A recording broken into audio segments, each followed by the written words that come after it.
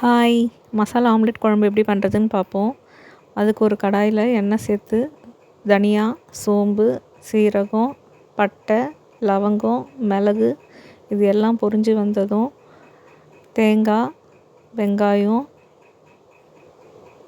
சேர்த்து லேசாக வதங்கினதும் தக்காளி, கொத்தமல்லி தழை போட்டு நல்லா வதக்குங்க. கொஞ்சம் கருவேப்பிலை இலையும் சேர்த்து போட்டு வதக்குங்க.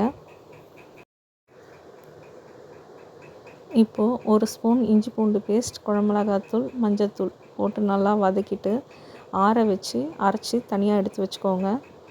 இன்னொரு கடாயில் எண்ணெய் ஊற்றிட்டு கடுகு, உளுத்தம்பருப்பு பொரிஞ்சதும் மசாலா சேர்த்து நறுக்கி வச்ச வெங்காயத்தையும் போட்டு பொரிஞ்சதும் 2 காஞ்ச மிளகா, அரைச்ச விழுது ரெண்டும் சேர்த்து எண்ணெய் திரிஞ்சு வர அளவுக்கு வதக்குங்க.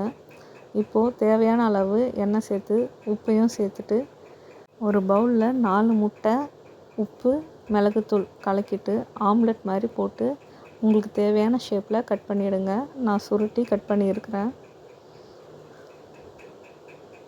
திருப்பி போட்டும் கட் பண்ணலாம்.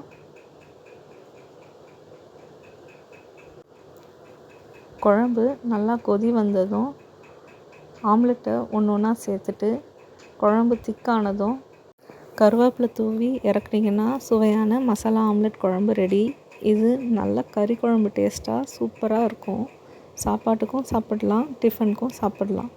தேங்க்ஸ் ஃபார் வாட்சிங்.